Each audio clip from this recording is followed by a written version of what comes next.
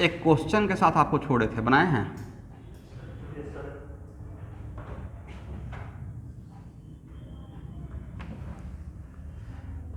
कितना आया है एंगुलर फ्रीक्वेंसी?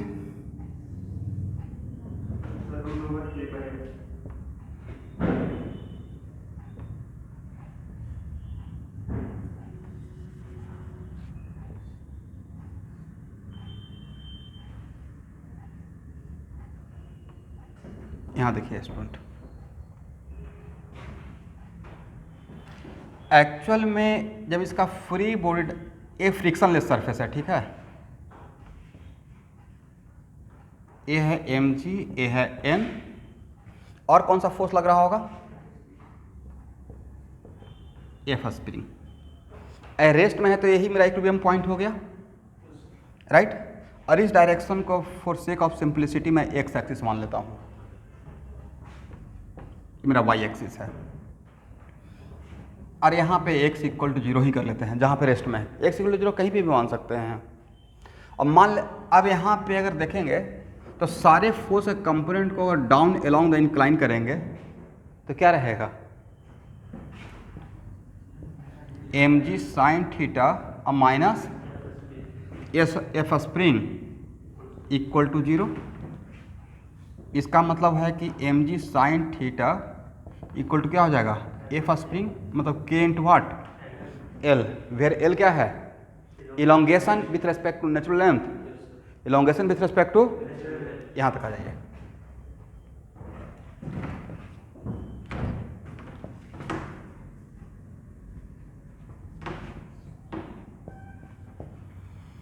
अब जहाँ पे मेरा एक, जहाँ पे नेट फोर्स 0 रहेगा वही मेरा इक्विलिब्रियम पॉइंट है।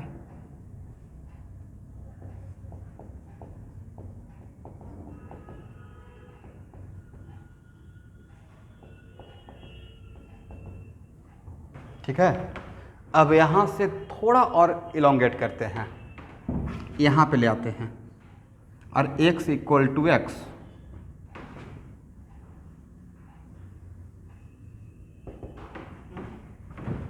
मैंने पुल करके छोड़ दिया, राइट। तो इस केस में अब क्या है, यहाँ पे रिलीज, यहाँ पे से रिलीज करते हैं, और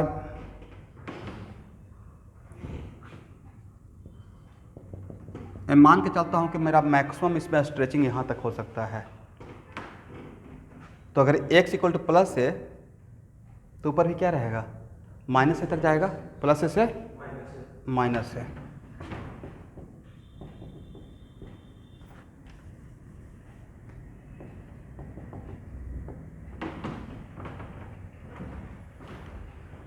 अब बोलिए, जैसे ही रिलीज करेंगे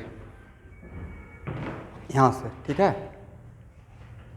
अब घबराइए नहीं, मैथ के लिए मैं कुछ ना कुछ उपाय निकालूंगा, बिल्कुल फ्रस्ट्रेट होने की बात नहीं है, लेकिन थोड़ा सा जो टीचर पढ़ा रहे थे उनको थोड़ा और केयर करके करना चाहिए था शुरू से ही। कोई बात नहीं, 10-20% कम ही पढ़ाते, बट जो टॉपिक, कौन कौन सा टॉपिक में आपको लगता है कि बन जाएगा आपसे, उसके बाद मैं प्लानिंग कर लूँगा। 3D बन जाएगा, वेक्टर हो जाएगा, क्वाड्रेटिक, कॉम्प्लेक्स नंबर, ठीक।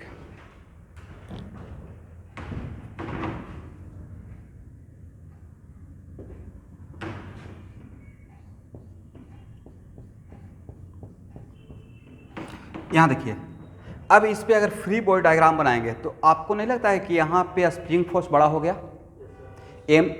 mg साइन थीटा तो वेरिएबल है नहीं, वेरिएबल के नाम पे यहाँ पे क्या है? Spring force.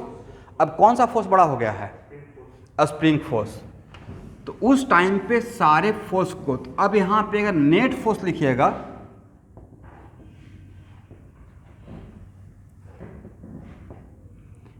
Fx नेट, तो Fx नेट का मतलब सारे फोर्स का सारे फोर्स का x कंपोनेंट, मतलब सारे फोर्स का component along positive x axis, x component का मतलब यही होता है, राइट। तो क्या लिखेंगे? mg साइन थीटा, और वहाँ पे ए स्प्रिंग फोर्स का x कंपोनेंट क्या रहेगा? एफ स्प्रिंग या minus F spring, right, along a positive x axis, अब मैंने पॉजिटिव एक्स एक्सिस जानबूझकर इस डायरेक्शन में ले लिया है, तो क्या लिख सकते हैं यहाँ पे minus F spring equal to what, now zero नहीं, सारे फोर्स का कंपोनेंट अलोंग एक्स एक्सिस, तो mass into X, mass into X, but student M G sine theta, यहाँ पे क्या रहेगा के एल डैश, एल या L dash equal to what M X, L dash यहाँ पे अब मेरा बन गया है L plus modulus of X, हाँ या ना, पहले जहाँ पे इक्विलिब्रियम पॉइंट था वहाँ पे एलोंगेशन ऑलरेडी एल हो चुका था, अब उसमें थोड़ा और बढ़ा दिए हैं, एक यहाँ पे है एक्स इक्वल टू एक्स, अब यहाँ पे बिकॉज मेरा यहाँ पे एक्स पॉजिटिव है तो एल प्लस एक्स लिख सकते हैं, तो यहाँ पे M G sine theta minus K L plus X equal to M into what X, bracket को ओपन कीजिए,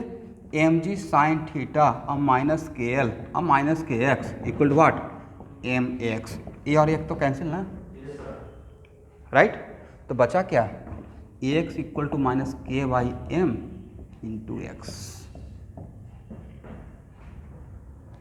इसका मतलब डी टू एक्स वाई बड़ा इंटरेस्टिंग है, समझे, minus K by M X, ये तो equation of S H M है, तो यहाँ पे ओमेगा का काम कौन करेगा, कितना बढ़िया हो गया, हॉरिजॉन्टल सरफेस पे है तब भी ओमेगा क्या है root over K by M, vertical plane में है तब भी root over K by M, इस टाइप का प्लेन पे है तब भी root over K by M, but यहाँ देखे हुए तब दिमाग क्लिक कर रहा है, मैं तीन एग्जाम्पल ले लिया, एक और लेके आपको प्रूफ कर देंगे, तो स्प्रिंग ब्लॉक सिस्टम रहता है तो सब मोटा मोटी always angular frequency root over K by M ही आ जाता है, ठीक है, चाहे डिफरेंट सिस्टम जो भी रहे, एग्री ना, तो टाइम पीरियड क्या रहेगा, same spring block, same spring same block को ऐसे रखें, हॉरिजॉन्टल सरफेस पर रखें या इंक्लाइन सरफेस पर रखें, time period of oscillation different रहेगा या सेम रहेगा, 2 पाई ओमेगा ही रहेगा, इज इट क्लियर,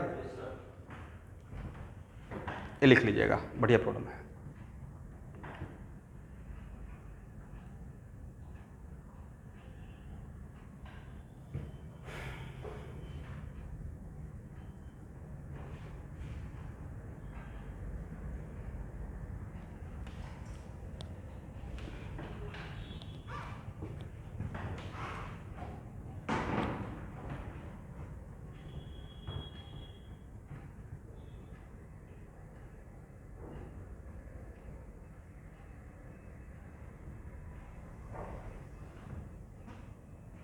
हो गया ना,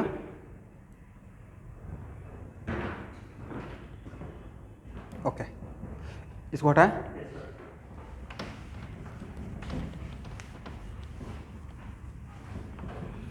क्लास 12 के बच्चे कुछ दिन के लिए बोर्ड का प्लान को थोड़ा ड्रॉप करके प्लीज़ जेईई मेन की तरफ देख लीजिए, ठीक है, अगला 15 दिन, मैं तो बोलूँगा अगला 1 मंथ देखिए मई तक, जब बोर्ड स्टॉप हो गया है तो जेईई मेन पे फोकस कर लें, अब जेईई मेन का रिवीजन करेंगे तो उसमें बोर्ड तो ऑटोमेटिक आ ही जाएगा, मतलब कंप्लीट बोर्ड को मैं छोड़िए बट एटलीस्ट 28 अप्रैल से पहले पूरा जेईई मेन पे फोकस कर लीजिए।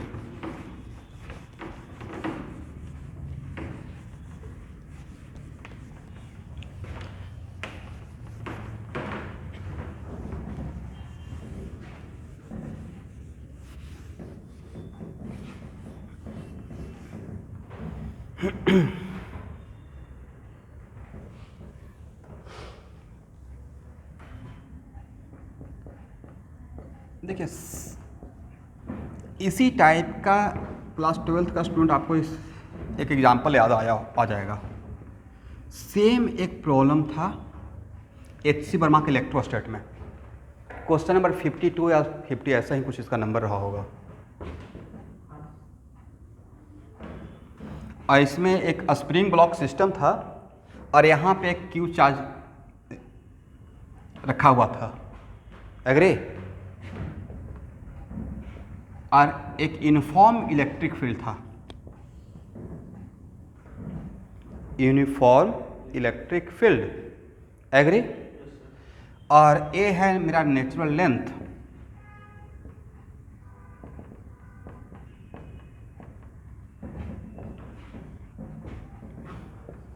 और यहाँ पे x इक्वल टू 0, यहाँ देखिए, ध्यान सुनिएगा, इनिशियल में इलेक्ट्रिक फील्ड का स्विच ऑफ था, ये ऐसे रखा हुआ होगा और इस पर Q charge, positive Q charge, मैं लैंग्वेज नहीं दे रहा हूँ, समझा दे रहा हूँ प्रॉब्लम क्या था। ऑल ऑफ सडन या t=0 पे इस इलेक्ट्रिक फील्ड को ऑन कर दिया गया, बट ये इलेक्ट्रिक फील्ड यूनिफॉर्म है, वेरिएबल नहीं, कांस्टेंट इलेक्ट्रिक। एग्री? तो अब बताइए, इस ये फ्रिक्शनलेस सरफेस है, करेक्ट? तो अब इस पे फोर्स लगना स्टार्ट होगा या नहीं होगा? कौन सा फोर्स लगेगा? Electric force. तो एक तो एफ इलेक्ट्रिक फोर्स लगेगा और अब क्या रहेगा? Q इंटू ई। इसका मतलब है ए इलेक्ट्रिक फोर्स का एक्स कंपोनेंट क्या रहेगा?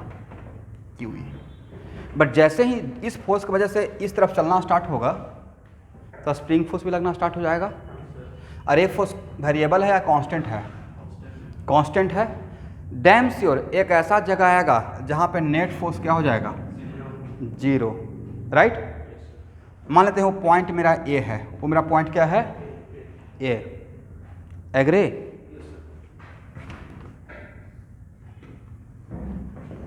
तो यहाँ पे नेट फोर्स 0 होगा एट ए, नेट फोर्स 0, तो क्या वहाँ पे बोल सकते हैं एफ ई का X component plus F spring का X component must be equal to 0। इसका मतलब क्यू ई, अब क्या लिखे हैं? स्प्रिंग फोर्स का एक्स कंपोनेंट के लिए के इंटू एक्स, इसको एक्स नॉट बोलते हैं, के एक्स नॉट या minus K X naught, X component ना। स्प्रिंग फोर्स लिखिएगा तो क्या लिखिएगा? उसका magnitude minus K X not.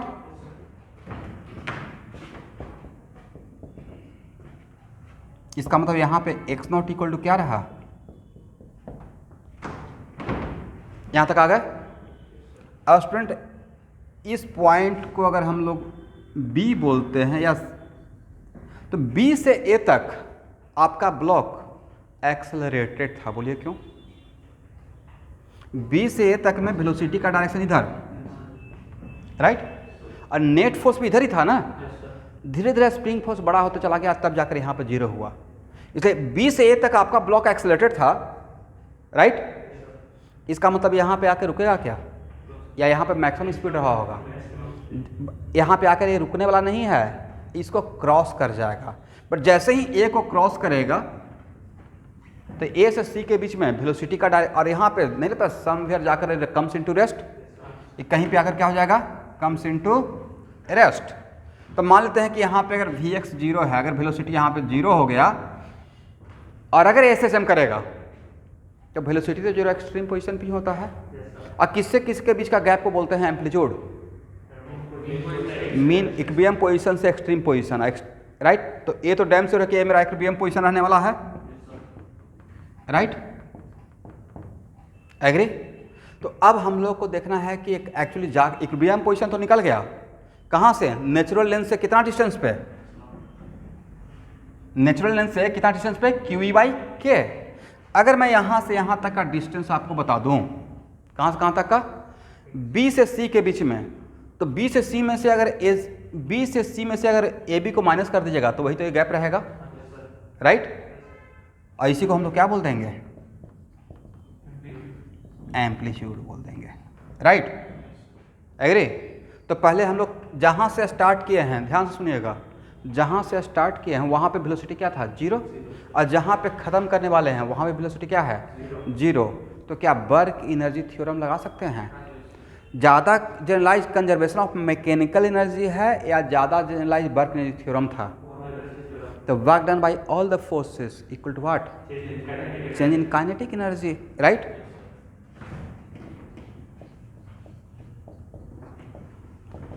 Apply work energy theorem between B to C। बोलिए, कांस्टेंट फोर्स का वर्क डन तो सबसे आसान है, राइट? तो B से C के बीच में इलेक्ट्रिक फोर्स कितना वर्क करेगा? यहाँ से यहाँ के बीच का एक्स डैश मान लेते हैं, तो क्या बोल सकते हैं, क्यू इंटू एक्स डैश। और बी से सी के बीच में स्प्रिंग कितना वर्क करेगा,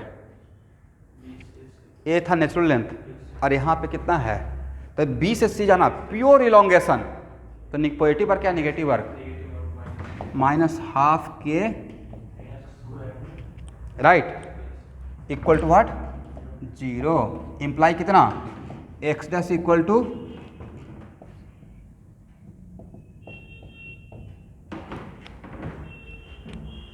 इज इट क्लियर।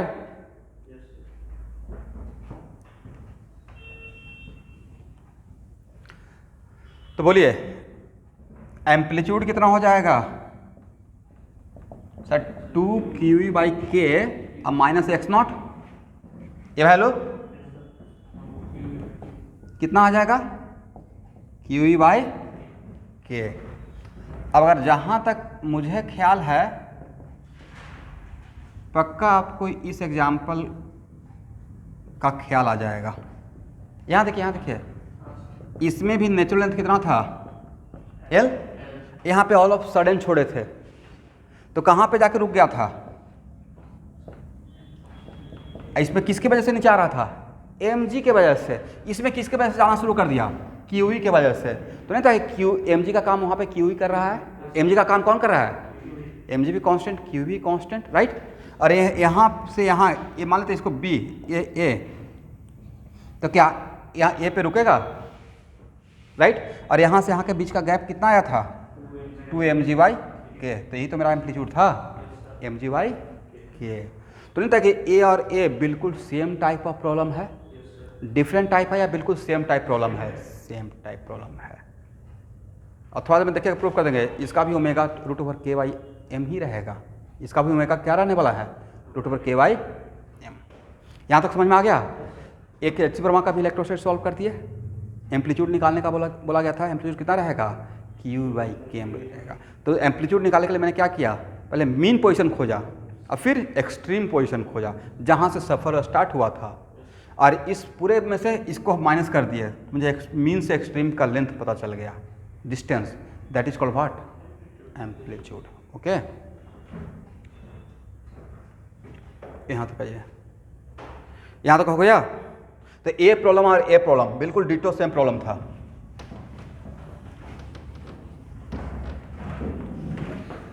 अब it is very important to note that कि एम्पलीट्यूड तो पता चल गया, अभी इसका एंगुलर फ्रीक्वेंसी के लिए तो ठीक है, ए से सी के बीच में कोई एक पॉइंट लेते हैं, मैंने ए से सी के बीच में कोई एक पॉइंट लिया डी, जहाँ पे एक्स इक्वल टू क्या है, एक्स इक्वल टू एक्स है, agree.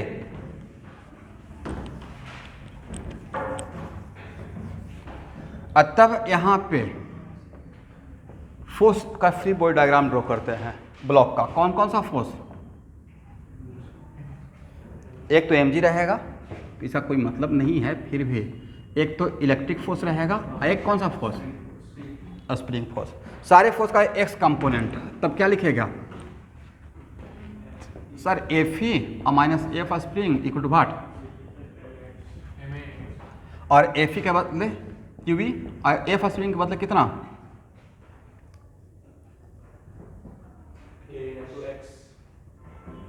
K into x, right, ठीक है, no problem, equal to MAX।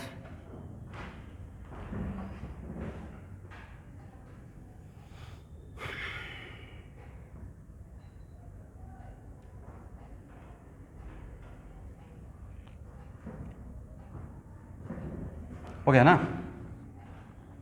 अब Q, यहाँ देखिएगा, QE के बदले क्या KX0 लिख सकते हैं, लिख सकते हैं ना, हो गया। इट इज़ नॉट कंपल्सरी कि ऑलवेज अपना लाइफ आसान करने के लिए x इक्वल टू 0 ही इक्विलिब्रियम पोजीशन का कोऑर्डिनेट रखें, आंसर पे कोई फर्क नहीं पड़ेगा, थोड़ा ब्रॉड कर लेते हैं चीज़ों को, ठीक है। यहाँ तक समझ में आया online student, m into X equal to -k x - x0 लिख सकते हैं। तो ये तो पिछले क्लास में ही बता रहे थे, ये भी तो इक्वेशन ऑफ फेज सिस्टम होता है, राइट। तो X equal to what minus K by M X minus X naught. और बोलिए इसमें किसके अबाउट सिस्टम होगा, बताए थे ना, एक्स जीरो कर दीजिएगा तो क्या मिलेगा, एक्स इक्वल टू, वो भी तो रहा था, X equal to X not पे नेट फोर्स जीरो था, कोई फर्क पड़ा गया क्या क्यू के लाने से। यहाँ पे ओमेगा का काम कौन कर रहा है, के वाई एम। तो is it omega depends on electric field and charge, no.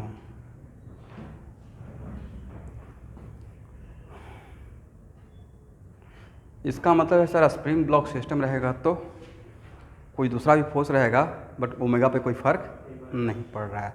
Lastly मैं सजेस्ट करूँगा बना लीजिएगा, बनाने का इतना सारा एग्जाम्पल घुमा फिरा के ले रहे हैं, ठीक है। समटाइम्स ऐसा भी रहेगा, यहाँ देखिए कि मुझे अब स्प्रिंग ब्लॉक को फ्लूइड मैकेनिक्स के साथ भी अगर अटैच करना रहेगा, राइट, इसमें फोर्स ऑफ बायंसी भी रहेगा, बट वो आपस में एडजस्ट हो जाता है। बट ये अभी जेई मेन के लिए मैं नहीं लूँगा, इतना टफ प्रॉब्लम, ठीक है। पहले एक बार मोटा मोटी वहाँ तक मैं क्लास को लेकर चलता हूँ जहाँ तक मेडिकल के बच्चे इस क्लास में सस्टेन कर सकें, उसके बाद उनको ड्रॉप कर दूँगा 2-3 क्लास के लिए। अब देखिए अभी जो टॉपिक शुरू हो रहा है वो मेडिकल वालों के लिए बहुत इंपॉर्टेंट है। देखिए series connection and parallel connection of a spring, series combination and parallel combination of a spring. आप ही बोलिए Sajid, what the meaning of series combination and parallel combination of a spring, how can we identify given combination is series combination and given combination is parallel combination. और what the meaning of equivalent spring, sir वैसा spring जो उन दोनों के बदले अकेले काम करे। जैसे कैसे बोलते हैं, इक्विवेलेंट रेसिस्टेंस, क्या बोलते हैं, इक्विवेलेंट रेसिस्टेंस, ओके।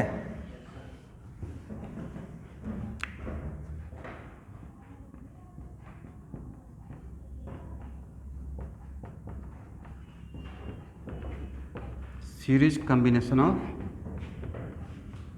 स्प्रिंग,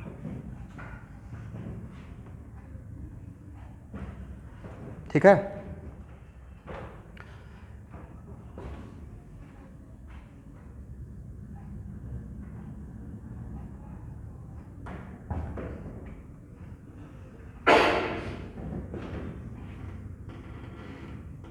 देखिए मेरे पास 2 स्प्रिंग है, दोनों का स्प्रिंग कांस्टेंट अलग है, K1 है एंड K2 है, एग्री। और ये आइडियल स्प्रिंग है।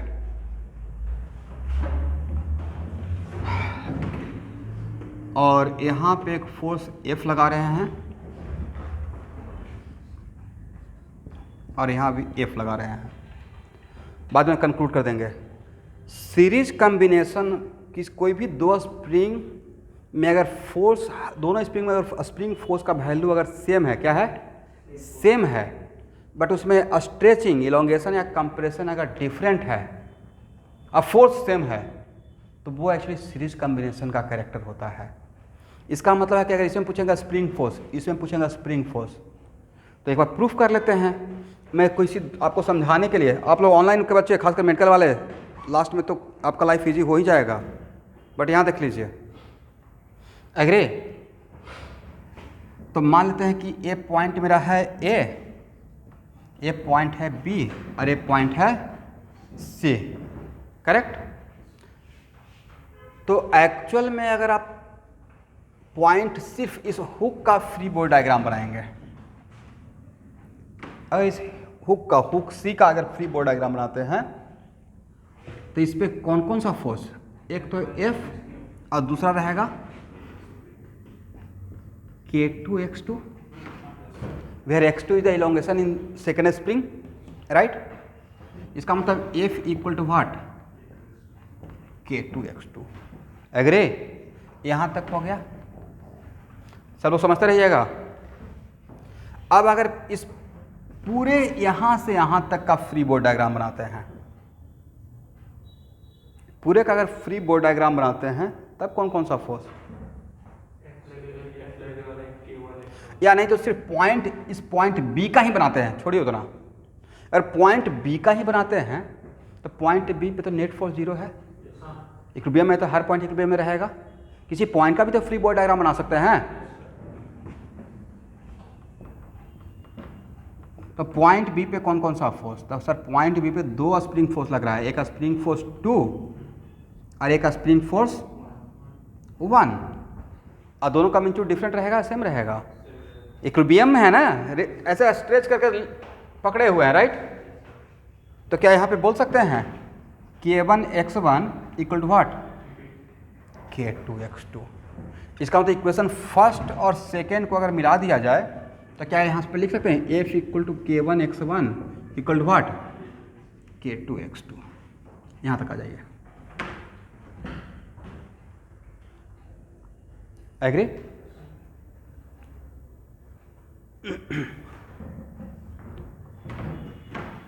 इसका मतलब x1 by x2 equal to what, K2 by K1। ध्यान से देखिएगा स्टूडेंट, तो स्प्रिंग, कोई भी 2 स्प्रिंग अगर सीरीज में रहेगा तो फोर्स, स्प्रिंग फोर्स का वैल्यू सेम रहेगा, बट उसमें स्ट्रेचिंग अलग होगा अगर स्प्रिंग कांस्टेंट अलग है। अगर K1 इक्वल टू K2 हो गया then x1 equal to x2 हो जाएगा। लेकिन अगर 2 डिफरेंट टाइप ऑफ स्प्रिंग समझाने के पॉइंट ऑफ व्यू से, तो उस टाइम पे सीरीज कॉम्बिनेशन में कैसे हम लोग बोलते हैं कि 2 रेसिस्टर सीरीज में है तो करंट सेम रहता है, क्या रहता है, करंट सेम रहता है, राइट। वैसे ही 2 अगर स्प्रिंग अगर सीरीज में रहेगा तो उसका स्प्रिंग फोर्स सेम रहेगा बट इलोंगेशन डिफरेंट रहेगा अगर दोनों का स्प्रिंग कांस्टेंट डिफरेंट है। तो यहाँ पे अगर एनालाइज कीजिएगा, x1 ऊपर है तो K1 नीचे है, इसका मतलब सीरीज कॉम्बिनेशन ऑफ स्प्रिंग में इलोंगेशन या compression with respect to natural length inversely proportional to spring constant. जिसका स्प्रिंग कांस्टेंट ज़्यादा रहेगा L inversely proportional to what, K, किसके लिए, सीरीज कॉम्बिनेशन के लिए, राइट।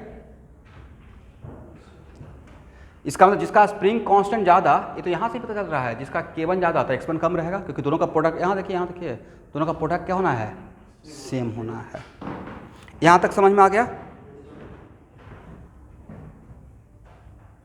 अब मान लेते हैं कि यहाँ तक समझ में आया ऑनलाइन स्टूडेंट, ओके। अब मान लेते हैं कि मुझे ऐसे क्वेश्चन दिया हुआ है,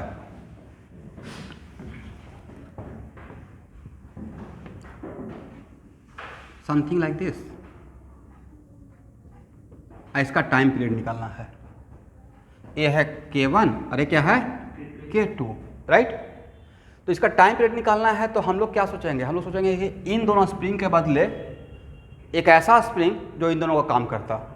तो इन दोनों का काम करने का मतलब क्या है, एक ऐसा स्प्रिंग जो इन दोनों का ही काम करे, इन दोनों के बदले काम करे। इट मीन्स कि जितना इन दोनों में इलोंगेशन हुआ था उतना ही उसमें इलोंगेशन हो, जितना में इन दोनों में दोनों मिलाकर इलोंगेशन हुआ था उतना ही क्या हो, उसमें इलोंगेशन हो, by applying same force, by applying same force, agree.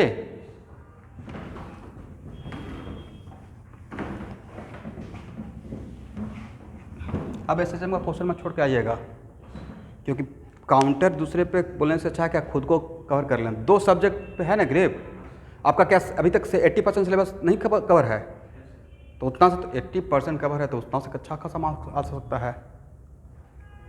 डर कर मत बैठिए, 12-15 क्वेश्चन ऐसे लगाने की कोशिश कीजिए।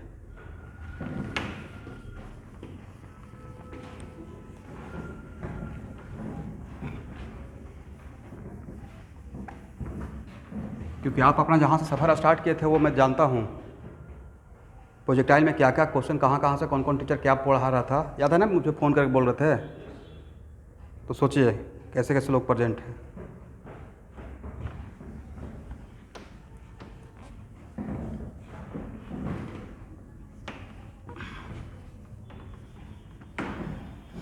चलिए तो एक काम करते हैं कि मैं स्प्रिंग सेलेक्ट करता हूँ, ठीक है, लास्ट में इसको रट भी जाएंगे। लेकिन एक बार समझने से क्या हुआ कि एडवांस वाले बच्चों को थोड़ा सा डेरिवेशन पार्ट दिखाया रहता है, तो अगर बड़ा क्वेश्चन है तो वहाँ पे वो अटेम्प्ट ले सकते हैं।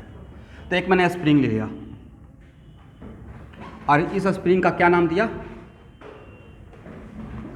के इक्विवेलेंट, एग्री। और सेम फोर्स F जो यहाँ पे लगा रहे थे, तो क्या यहाँ पे F के बदले के इक्विवेलेंट इनटू नेट इलोंगेशन लिख सकते हैं? और K equivalent equal to what,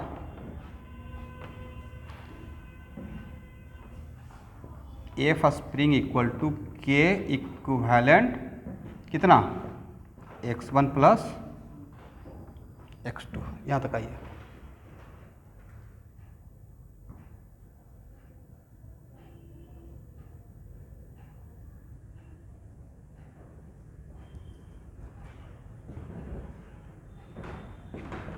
तो के इक्विवेलेंट इक्वल कितना हो जाएगा स्टूडेंट, F स्प्रिंग और डिवाइडेड बाई कितना, F by x1 plus x2। और x1 को मतलब क्या लिख सकते हैं, F by K1, F by कहाँ से प्लस F बाई K2। तो F और F कैंसिल, F और F आपस में क्या हो जाएगा, तो 1 by K equivalent equal to what, 1 by K1 plus 1 by K2। Sir ये तो पैरेलल कॉम्बिनेशन ऑफ रेसिस्टर के जैसा हो गया, नहीं? इतना आसान था।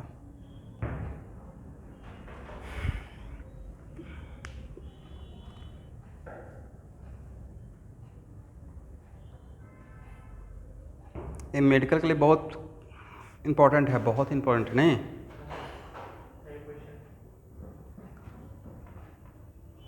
प्रूफ भी मिल गया। तो आज के बाद किसी भी दो स्प्रिंग जो सीरीज में है, तो सीरीज में होने का क्राइटेरिया क्या, स्प्रिंग फोर्स सेम बट उसमें स्ट्रेचिंग डिफरेंट, राइट। या इज कंपल्सरी ऑलवेज क्वेश्चन रहेगा, कंप्रेशन भी रह सकता है। तो उस टाइम पे उन सारे सीरीज कॉम्बिनेशन वाले स्प्रिंग के बाद अगर एक ही स्प्रिंग रखना हो तो क्या उसका क्राइटेरिया होना चाहिए कि उसमें bye applying same force, right, उसमें उतना इलोंगेशन कितना होना चाहिए जितना इन दोनों में हुआ था, दोनों का इक्वल है। तो इसमें अगर x1 इसमें x2 तो इसमें दोनों में अकेले कितना है, x1 प्लस x2, और तब ऐसे कर देंगे, राइट।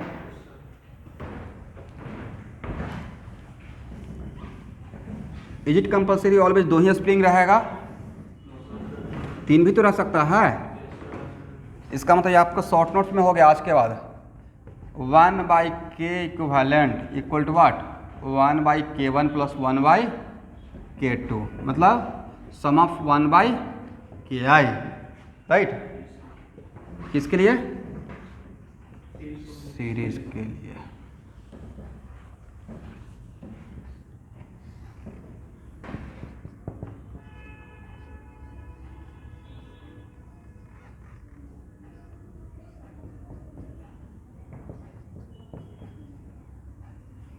बोलिए, अगर ऐसे से हम करेगा तो टाइम ओमेगा कितना रहेगा, रूट ओवर के इक्विवेलेंट बाई के इक्विवेलेंट आप पुट कर दीजिएगा। तो के इक्विवेलेंट का वैल्यू कितना, K1 प्लस K2।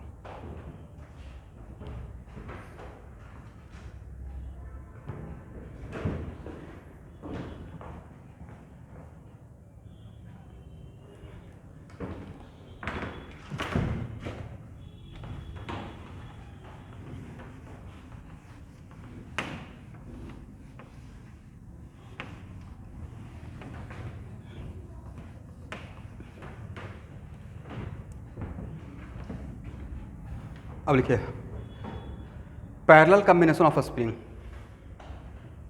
अच्छा, इस सीरीज में सिर्फ हॉरिजॉन्टल सरफेस पर रहेगा, वर्टिकल में भी तो हो सकता है, जैसे है स्प्रिंग ब्लॉक सिस्टम, तो वैसा वहाँ देख लीजिएगा, राइट।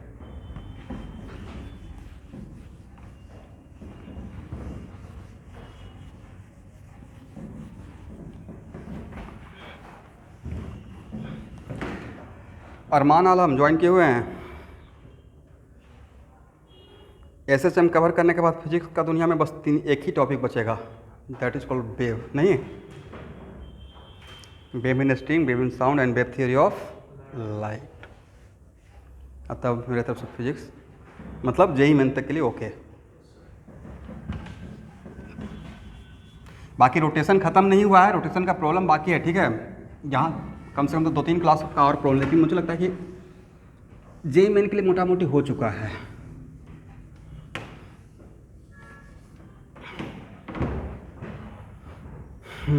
आप लास्ट 4 लेक्चर फॉलो कर लिए, समझ में आया है? ठीक है, तो साइन का स्क्वायर या कॉस का स्क्वायर रहेगा तो समझ में आता है ना, कोई एसएचएम ही रहेगा। Yes yes yes yes. चलिए,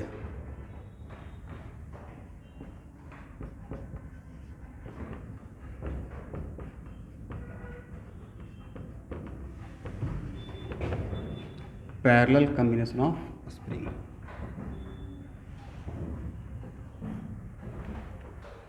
बोलिए, पैरेलल कॉम्बिनेशन का क्या क्राइटेरिया रहेगा? इलोंगेशन या कंप्रेशन सेम रहेगा, बट स्प्रिंग फोर्स दो स्प्रिंग में डिफरेंट रहेगा। If spring constant, if spring are different spring, लिखे in parallel combination of spring, in parallel combination of spring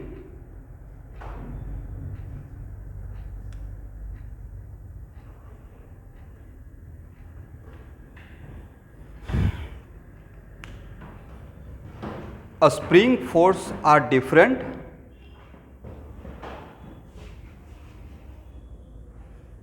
but elongation or compression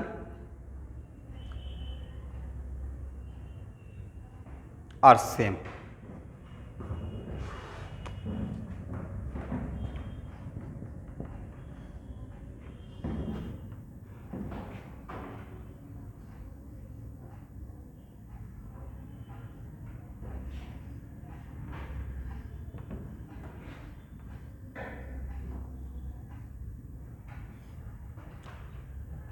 यहाँ देखिए,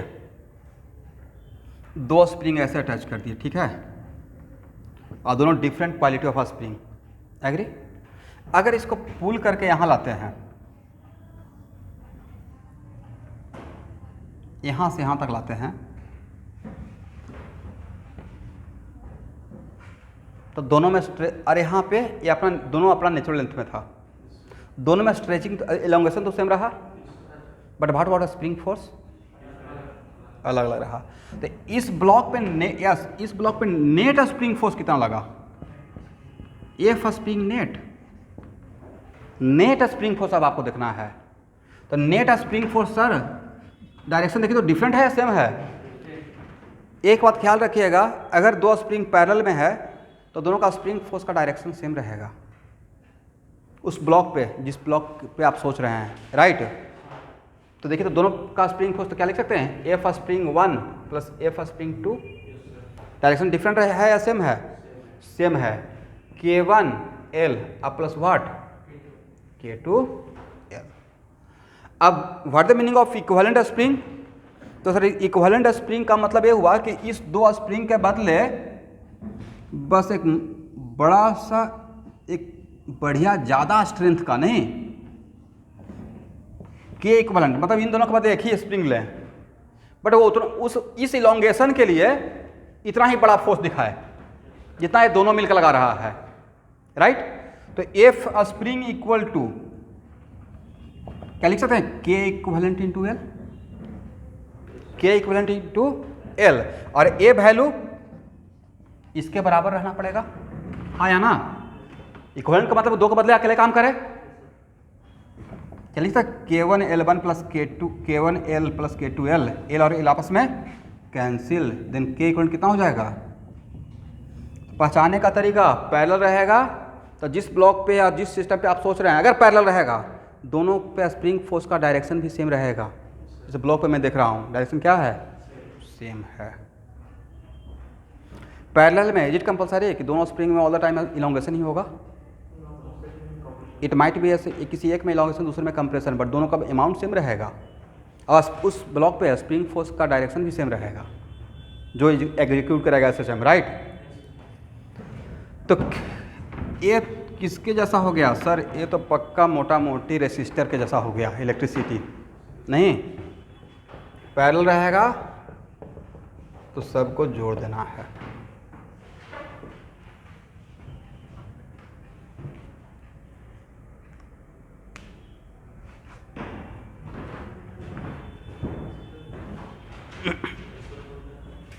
एक मिनट रुकिए, ऐसे में अच्छा क्वेश्चन है इस पर।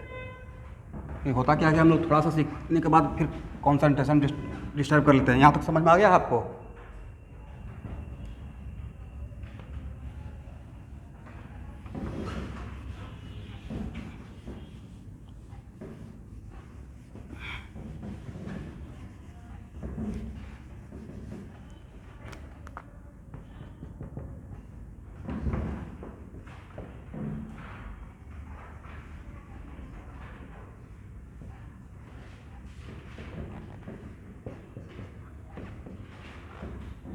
एक इसका एग्जाम्पल है, अगर ऐसे सिस्टम करता है तो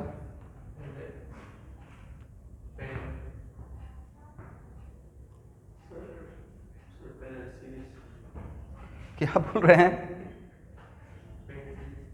नहीं पहले इनको बोलने दीजिए क्योंकि थोड़ा इधर उधर ज़्यादा करते रहते हैं लेफ्ट राइट। अगर इसको एल से टुवार्ड्स राइट किए, इसमें इलोंगेशन कितना, कंप्रेशन कितना, और इस ब्लॉक पे दोनों स्प्रिंग फोर्स का डायरेक्शन, ए स्प्रिंग फोर्स किधर फोर्स लगाएगा, इधर, और ए किधर लगाएगा? अब समझ में आ गया? ज़्यादा इलोंगेशन या कंप्रेशन से बेटर है कि आप क्या पकड़ के रखिए, अमाउंट। किसी इलोंगेशन और कंप्रेशन का अमाउंट सेम रहेगा और स्प्रिंग फोर्स जिस ब्लॉक पे आप कॉन्सेंट्रेट डायरेक्शन सेम रहना पड़ेगा, ठीक है। तो this is also the example of what, A Newton's law of motion में पहला बार ये आया था इस टाइप का एग्जाम्पल, क्वेश्चन नंबर 10 में या 8 में। तो एक इसका एग्जाम्पल है पैरेलल का, तो इसका ओमेगा निकाल लेंगे आप, क्या रहेगा K1 + K2 बाई M।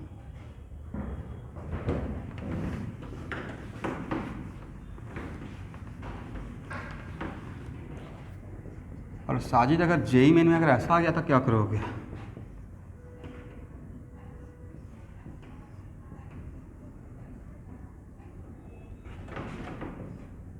ये है K1, ये है K2 और ये है K3। तो सर हो जाएगा, ये दोनों के बदले एक अलग निकाल लेंगे, ये दोनों आपस में क्या है, सीरीज में, राइट। तो इसका इसके बदले क्या करेंगे, अलग, और तब जो इक्विवेलेंट निकालेंगे वो इक्विवेलेंट इसके साथ पैरेलल में हो जाएगा। इसका मतलब K इक्विवेलेंट इक्वल टू इस तीनों का K1 + K2 K3 by K2 + K3। अगर मैं सही हूं तो बोलिए।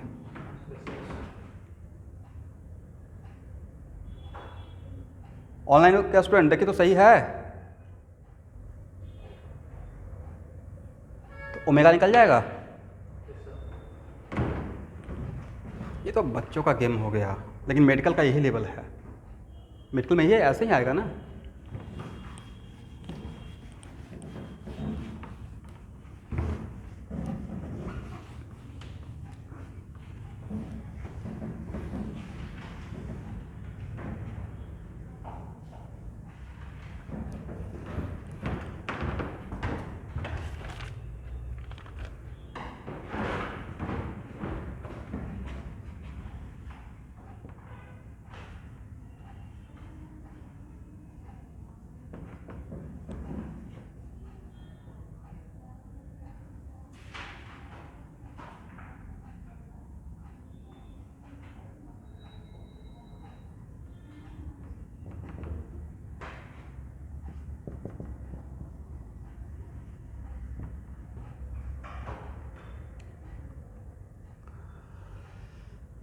देखिए,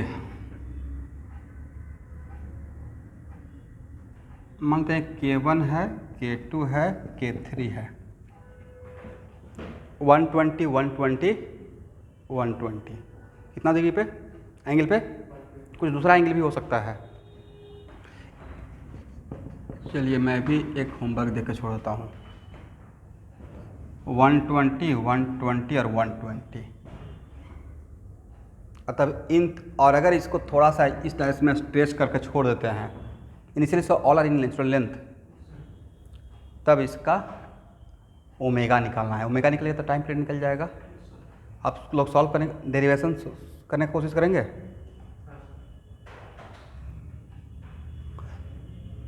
या मैं हिंट दे दूँ?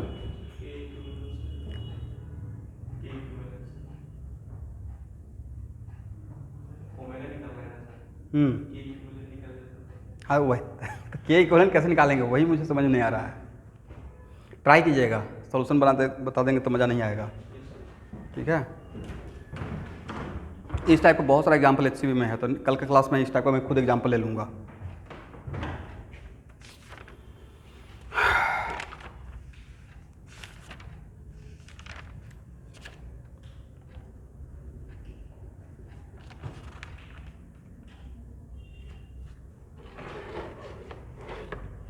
मतलब ये बस एग्जाम्पल में दिया हूँ कि मुझे याद रहे कि इस टाइप का प्रॉब्लम मुझे करवाना है। चलिए लिखिए, simple pendulum, all are in natural length, मतलब यहाँ पे रुका हुआ है, इसका मतलब यही मेरा इक्विलिब्रियम पोजीशन रहेगा।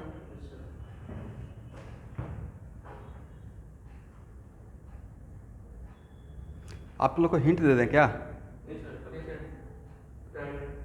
नहीं, ट्राई क्या करना है, ऐसे थोड़ा बताइए तो मुझे, मैं थोड़ा कंफ्यूज हो रहा हूँ। सर ये तीनों पैरेलल में है। वो भाई कैसे? इसका फोर्स इधर लगेगा।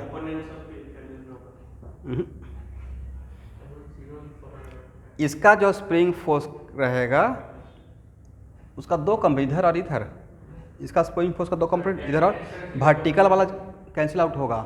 इसका सिर्फ एक कंपोनेंट लेना है, कौन सा? K1।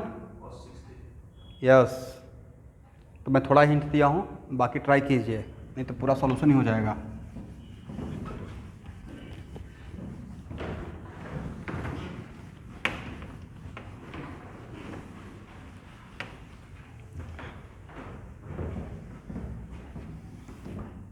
चलिए, आप लोग मोमेंट ऑफ इनर्शिया वगैरह निकालना तो थोड़ा बहुत सीख गए हैं, थोड़ा बहुत टॉर्क भी आ गया होगा।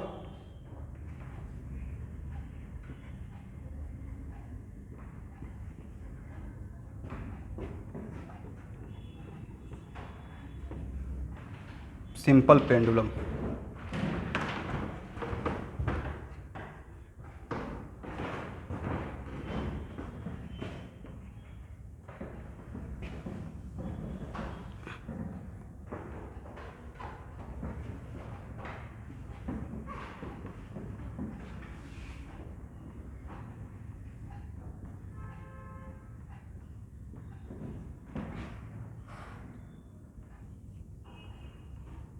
स्टूडेंट सिंपल पेंडुलम में एक लाइट स्ट्रिंग रहता है और एक particle of mass m Bob, right?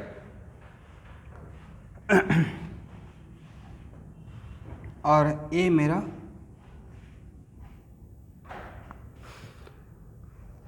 तो एक्चुअल में जो भी ऑसिलेशन या सिंपल हार्मोनिक मोशन जिस पॉइंट या जिस लाइन के अबाउट होता है वहाँ पे इक्विलिब्रियम पॉइंट होना चाहिए।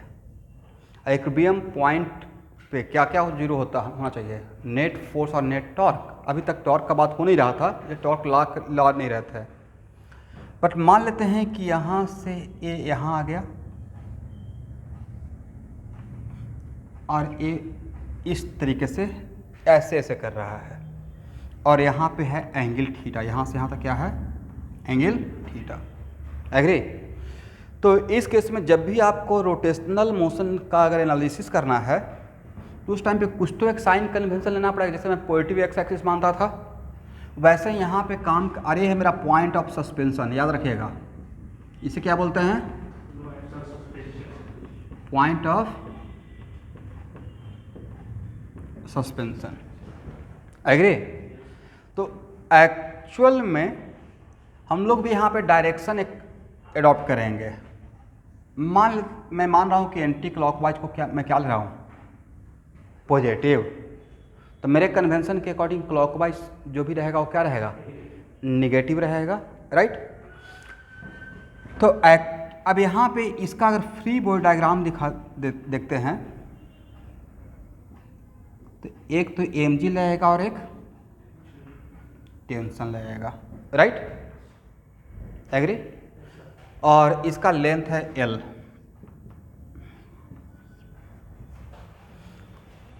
बताइए, अगर यहाँ से आप इसको इम्पल्स देके छोड़ दिए हैं, या उतना छोड़िए,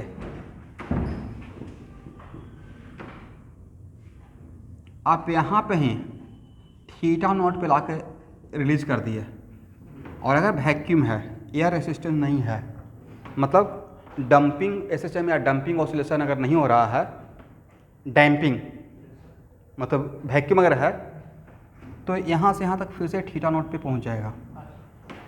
इसको मैं एक लाइन में बाद में प्रूफ कर दूंगा, by applying conservation of mechanical energy, ठीक है। तो इस केस में ए बी सी, ए से बी तक जाने का सिचुएशन क्या रहेगा, रिटार्डेशन का। ए से बी तक जाने का सिचुएशन क्या रहेगा, क्योंकि एंगुलर स्पीड क्या होगा, कम, तो रिटार्डेशन तभी होगा ना जब ओमेगा और अल्फा का डायरेक्शन सेम अति अपोजिट। इसका मतलब ए से बी तक का सिचुएशन में ओमेगा एंटी क्लॉकवाइज है, बट अल्फा क्या रहा होगा, क्लॉकवाइज। और अगर अल्फा क्लॉकवाइज रहा होगा मतलब टॉर्क भी क्लॉकवाइज ही रहा होगा, टॉर्क भी क्या रहा होगा, क्लॉकवाइज। बट बी से ए तक आने का सिचुएशन ओमेगा भी क्लॉकवाइज और अल्फा भी क्लॉकवाइज। और ए से सी तक का जाने का सिचुएशन ओमेगा कम होगा, फिर से ओमेगा क्लॉकवाइज, बट अल्फा क्या रहा होगा, एंटी क्लॉकवाइज।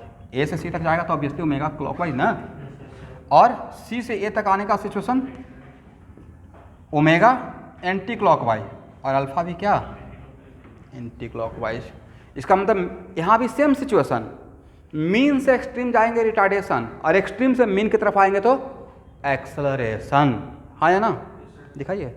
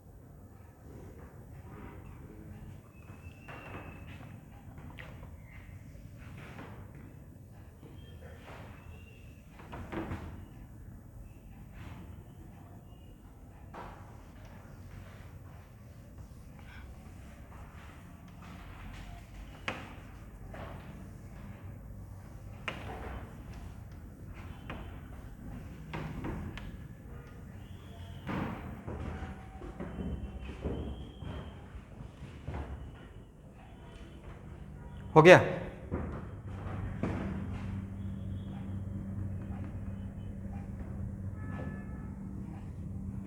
मान लेते हैं कि ए से बी के बीच में कोई एक पॉइंट है P,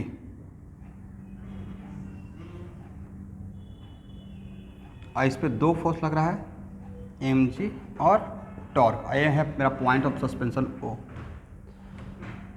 torque about O on this, torque about O on this. तो टॉर्क का फार्मूला क्या है, टॉर्क का फार्मूला होता है R क्रॉस F। आर क्या है?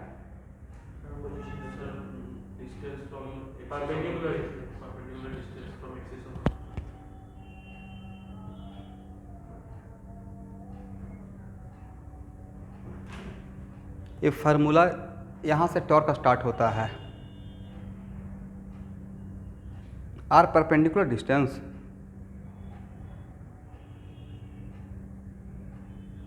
मैं बताता हूँ आप क्या बोल रहे हैं। R F sine theta N cap, ये था परपेंडिकुलर डिस्टेंस।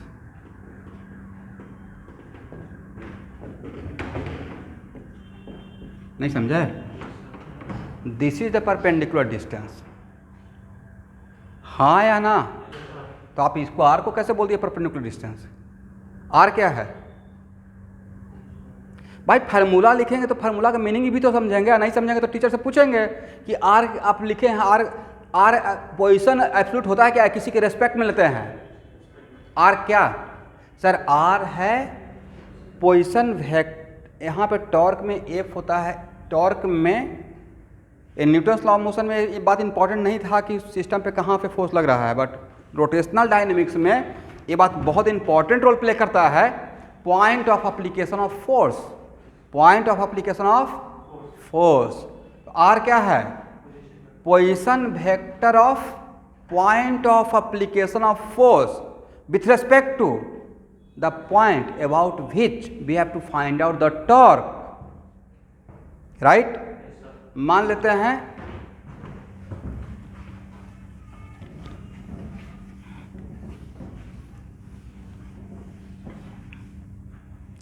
हैं कि किसी सिस्टम पे फोर्स यहाँ पे लग रहा है, अब मुझे टॉर्क इस पॉइंट, इस फोर्स की वजह से टॉर्क इस पॉइंट के अबाउट निकालना है, राइट? किसके अबाउट निकालना है?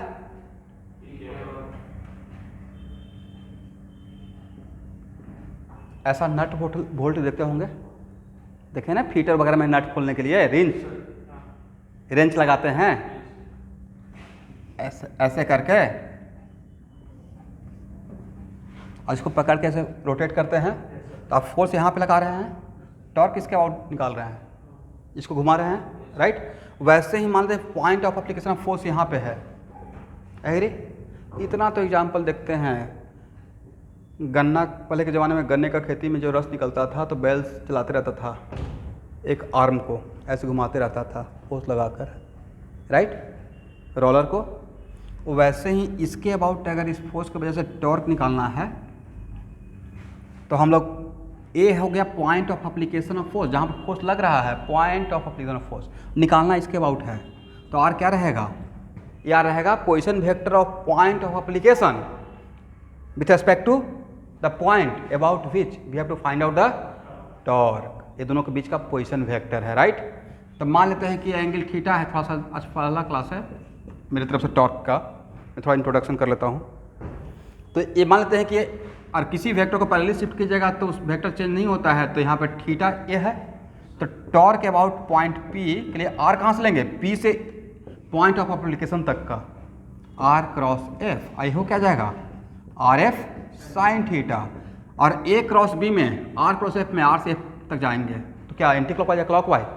क्लॉकवाइज, तो क्लॉकवाइज के लिए इनवर्ड, इसका मतलब ये जो मेरा यूनिट वेक्टर रहेगा वो आउटवर्ड है या इनवर्ड है?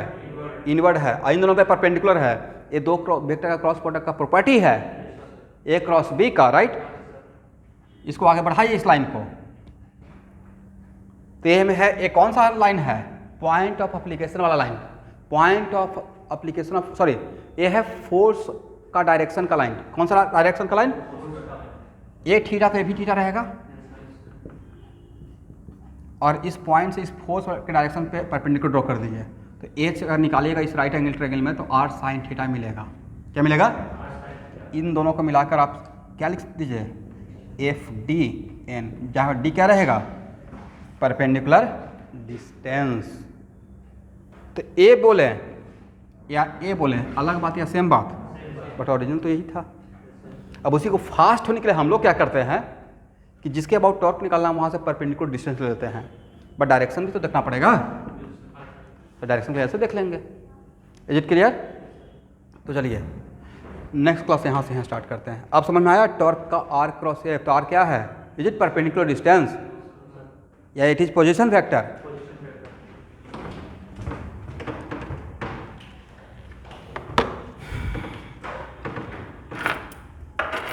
मोमेंट ऑफ इनर्शिया वगैरह सब देख के आइएगा नेक्स्ट क्लास में।